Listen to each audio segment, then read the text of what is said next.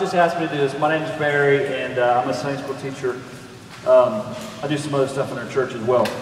But we were at dinner last night, and I was just talking to him about some of the stuff I do as a Sunday school teacher.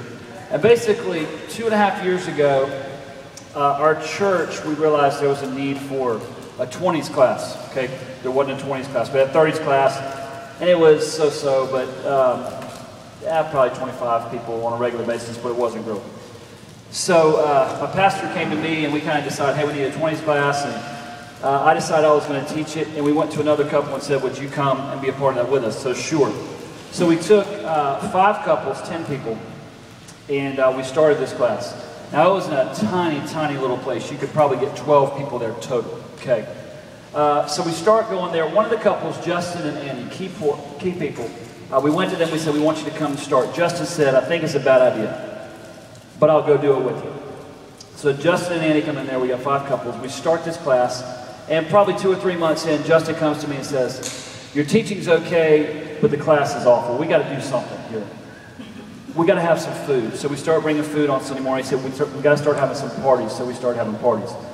And so that was 2 years ago, and this past Sunday, we had 37 in class. Now, let me just tell you really quick deal about a party. We had this party, and I just was telling Josh about it, so I wrote it down. We had this party at Christmas this past year, and James and Candace, a new couple in our class, hosted the party, okay? By the way, they lived with her parents because they were trying to sell their house. You get what I'm saying? And so it wasn't the most ideal situation. James and Candace had a party. They invited their best friends, Brian and Amy, to the party. Never been to our church, okay? Brian and Amy McCross. So they come to our church. After the party, they start coming to Sunday school. They're members of our church now. Brian and Amy invited their sister and brother-in-law, Tim and Julie Mostetler, to come to our Sunday school class and then to our church. Okay, so they're members of our church now.